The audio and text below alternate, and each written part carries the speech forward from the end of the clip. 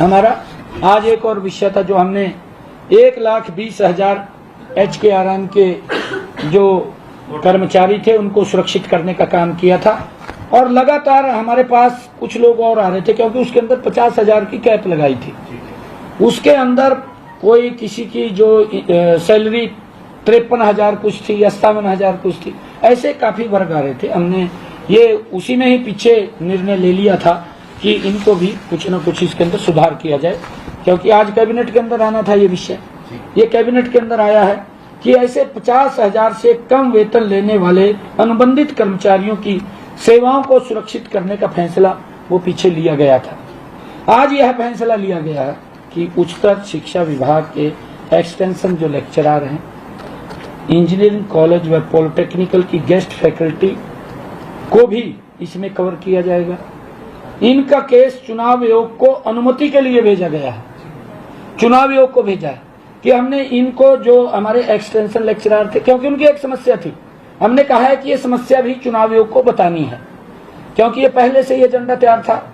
और एजेंडा तैयार था तो आज एक कैबिनेट की बैठक थी, उसके अंदर हम निर्णय तो दे नहीं सकते थे, कोई भी न ले सकते हैं जब तक चुनाव आयोग नहीं बोलता।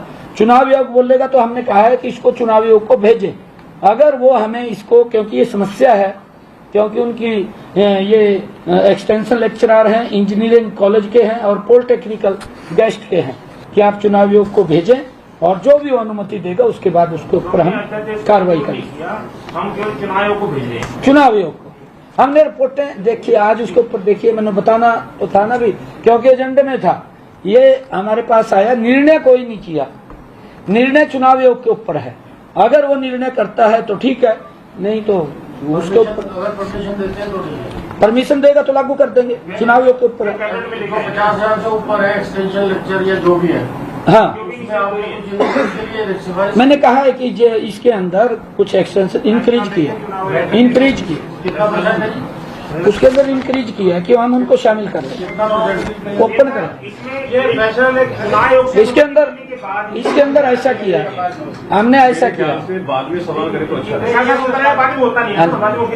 नहीं, ऐसा किया है इसके अंदर भी, एक साथ लगे टीचर जिसकी डिग्री कम थी उसको 35,000 रुपए मिल रहे हैं, क्योंकि पूर्व के अंदर इसी प्रकार से वो लगाया गया था।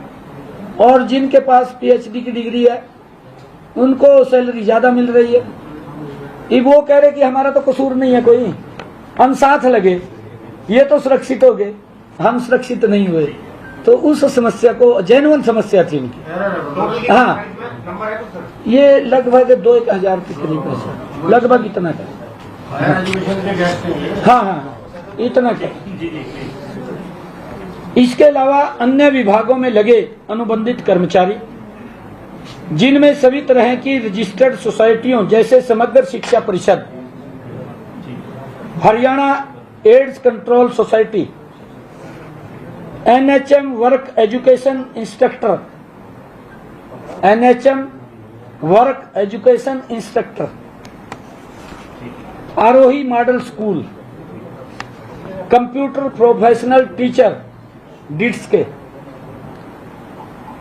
डिट्स इत्यादि शामिल हैं।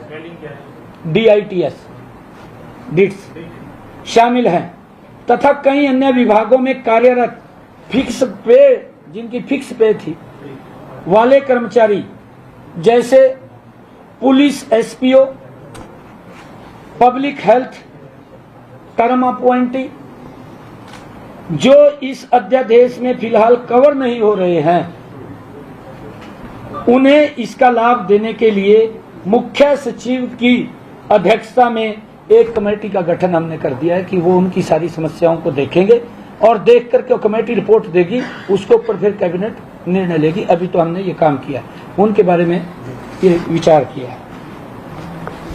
इस कमेटी में प्रधान सचिव शामिल होंगे, जो कमेटी बनाई है।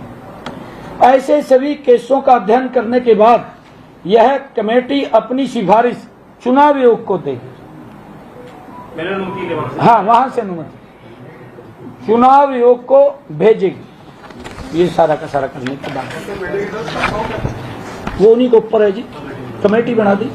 मतलब वो टाइम बाउंड नहीं है। नहीं कमेटी बना दी ना, उसमें तीन अधिकार चीफ सेक्रेटरी के नेतृत्व में, चीफ सेक्रेटरी के नेतृत्व में बनाई। यह अध्यादेश हरियाणा के अंदर, क्योंकि एक और इसमें एजेंडे के अंदर था आज, जो हरियाणा सार्वजनिक जुआ निवारण अध्यादेश, जुआ निवारण अध्यादेश। लाना पड़ेगा। करने का भी ये जुए वाले, लेकिन इनको 6 महीने के अंदर सदन में लाना होता है। अब आगे जो है, अभी तो चुनाव है, तब पता चलेगा कि सरकार आ रही है ना, सरकार है, कमाल कर दिया। इतने बड़े बड़े निर्णय ले रहे हैं, कोई वैसी ले रहे क्या? बिल्कुल सरकार है रिया, ये बिल्कुल आप इस बात को क्लियर, मेरा विजन है कि हरियाणा प्रदेश का छोटे मैंडेट से नहीं आ रही, बहुत बड़े मैंडेट के साथ तीसरी बार सरकार आ रही है। और जितने निर्णय किए हैं हमने कुछ तो लागू कर दिए, क्योंकि कल मुझे मालूम नहीं था कि आज आचार संहिता लग जाएगी। जितने भी निर्णय किए हैं एक एक को विधानसभा के अंदर भी लागू करेंगे। कोई किसी हरियाणा वासी को संसद में रहने की जरूरत नहीं।